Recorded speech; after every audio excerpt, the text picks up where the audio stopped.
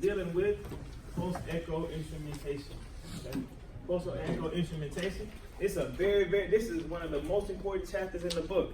Okay? The star on this chapter is one of the most important chapters in the book. Okay? It's dealing with the system components that make up that make up the ultrasound system and how it works. Okay? So this chapter right here specifically talks about a few of them. Okay? We've already covered one of the system components. Okay? So post-echo instrumentation, again, put a star by that. This is one of the most important chapters in the book. Okay? Just like number 6, interaction of sound and media. Right? Just like chapter 6? Just like chapter 6. Okay. We're coming up to more important, just like Doppler. Right? Right? So, this chapter right here, guys, we're going to discuss and describe the ultrasound system components, as I already said. Most importantly, with a lot of emphasis on the pulsar, the beamformer, and the receiver.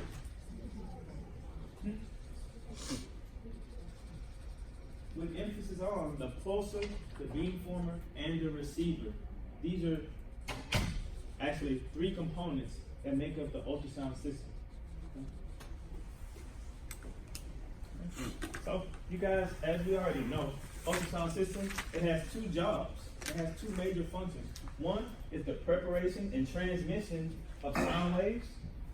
Correct? Mm-hmm. That's when we turn electrical signals to sound waves, right? We're gonna use our electrical signals from the wire or from the wall. It's gonna send electrical charge, and it's gonna cause our PZT to vibrate, and then that's gonna create sound waves. Okay? And during reception is the other function. Our electrical signals vibrate our PZT this way, and those PZT are gonna our sound waves, reflected sound waves, are going to come back to the transducer. They're going to vibrate the PZT, and then that's going to create an electrical signal. What is that called, guys? What is that phenomenon called? That's called the piezoelectric effect. The piezoelectric effect. Okay? During transmission, that's the reverse piezoelectric effect. Okay? But when you turn the sound waves to electricity, that is the piezoelectric effect. All right? But 2 jobs, guys: preparation and transmission of sound waves, and the reception of sound waves and turn them to electrical signals. Right. So, the components, the parts that make up the ultrasound system that make it run, they're integrated so that sound pulses are transmitted and received. Okay. This information is accurately processed into images that provide meaningful diagnostic information, right? Because we can't see what's going on. I know that sound waves are coming out that transducer, right? But I can't see them. Okay? So that's all up to the system components to be able to detect and be able to produce sound waves. Right? So, first thing we're going to talk about, guys, is the ultrasound system components. Again, we've already talked about one in fine detail, right? We've already talked about the first one in fine detail. Our first ultrasound system component of the 6 is going to be the transducer. We talked about that in chapter 7, correct? We talked about the construction of the PZT, the matching layer, the backing layer, right? The PZT itself, the case, the wire, all the 7 components that make up the transducer. We talked about how all those components work together to form sound waves and to receive sound waves. Okay? So we can already cross that one out. We've already talked about that one. Okay? Now we're going to talk about the pulsar and the beamformer.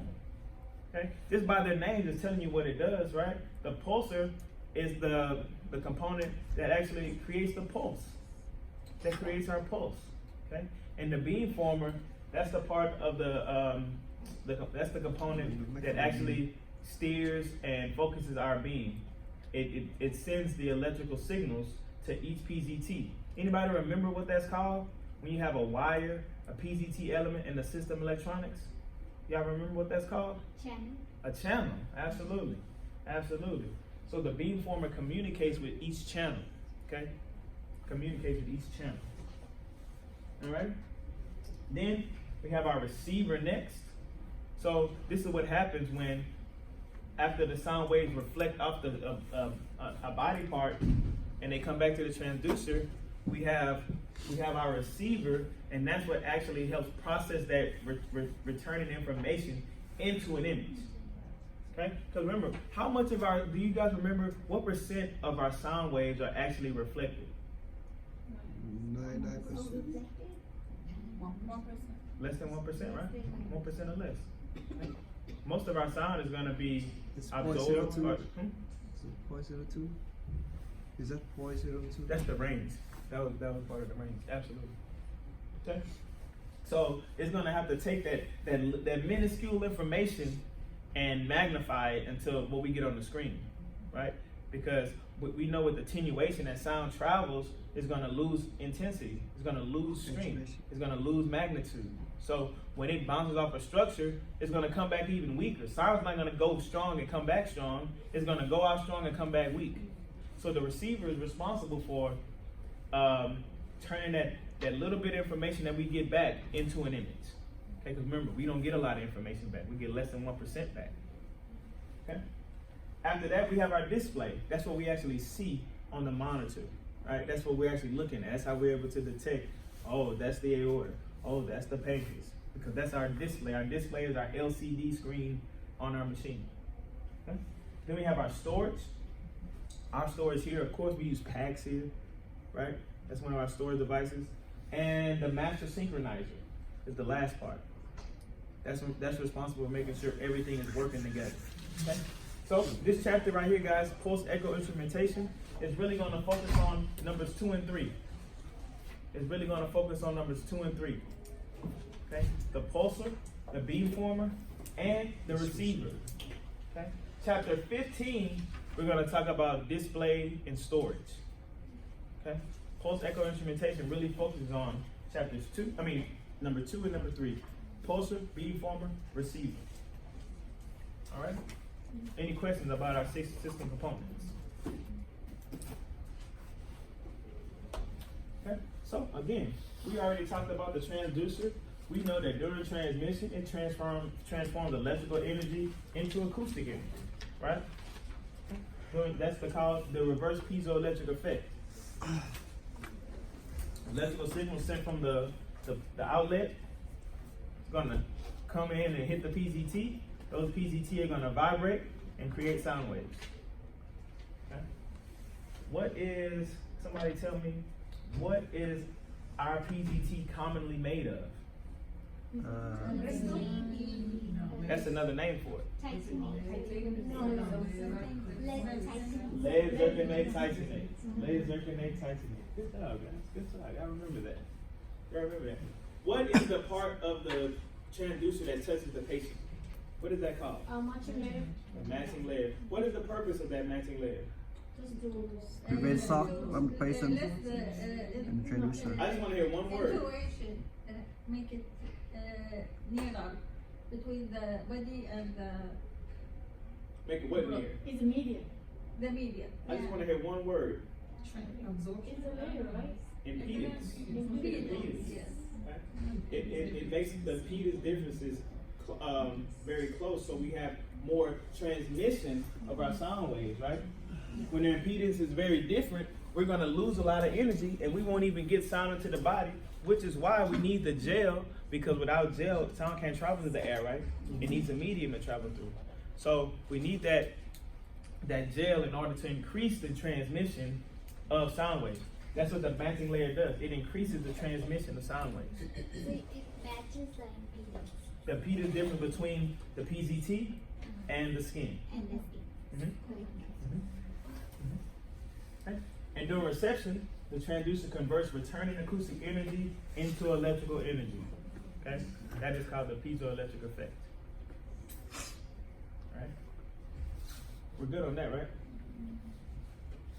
Sweet deal. Okay. So, the pulsar and the beamformer, again, exactly what they say they do. Okay? The pulsar and beamformer creates and controls the electrical signals sent to the transducer that create or generate sound pulses. Okay? They're responsible for creating our pulses and from our electrical signals. Okay? Pulsar and the beamformer. Alright? The pulsar determines the amplitude, the strength, the size of our actual of our sound wave, our sound beam. Okay? The PRP and the PRF. Okay? That's what the pulsar does. It determines the amplitude, the pulse repetition period, which is the on and off time, the time it takes from the beginning of one pulse to the beginning of the next pulse. Right? Okay? And our PRF, how many sound waves are being sent in the body each second. That's what our PRF is. Okay? So that's our pulsar. Our beamformer determines the firing delay patterns for the phased array system. Phased array means what, Lauren? Multifocus. Multifocus or what?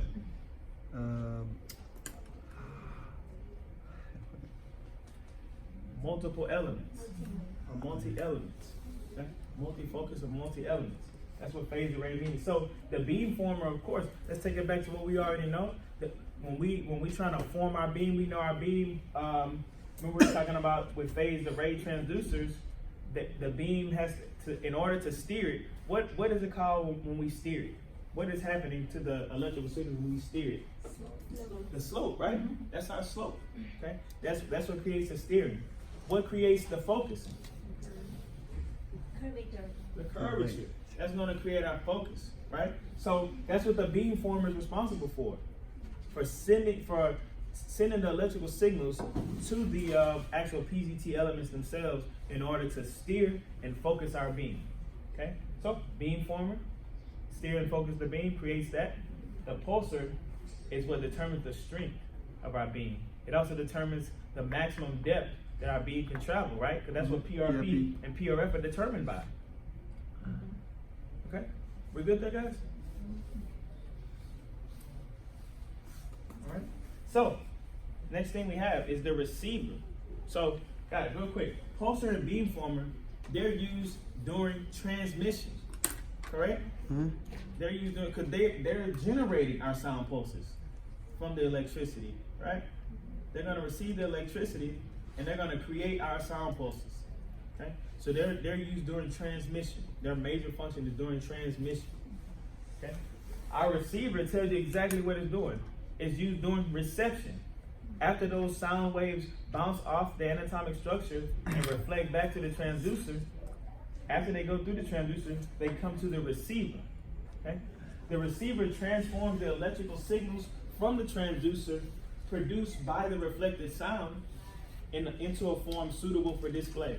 Again, when these sound signals come back, they don't come back super strong. So we need the receiver to do its 5 jobs in order to that's one of the functions. I don't want to say that because it has more than one function. That's the first function it does. But we need it to do its jobs in order to optimize our images. Okay? Any question on the receiver? It's my speaker. And our display. Our display just presents our process data. Our display, this monitor right here. Okay? Our display, using this right here to display this PowerPoint. Okay? Our display may be a flat screen monitor, a transparency. If you went to school in the 90s and you had to use a projector, or not a projector, what's that called? Overhead projector. You had to use that overhead projector as you go transparencies.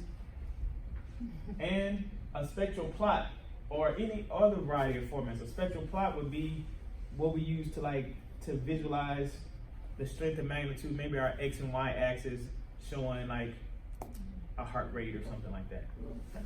So here goes some examples right here, guys, of our display devices we use. So there's our LCD monitor, digital monitor, our overhead projector like we used to have. We love when these come rolling in. That means we get to sleep. You didn't like those overhead projectors? Lovely. No? Teachers start flapping out them transparencies. Oh, that's so good time. All right. And then this is our spectral plot right here, guys. This is how we identify our amplitudes, and like when you're using Doppler, like when you're using pulse wave Doppler. Miss Cecile, you're loud. I can't hear you. Like when you're using pulse wave Doppler, right? you're gonna show the sound waves or the intensity or the velocity of the blood using a spectral plot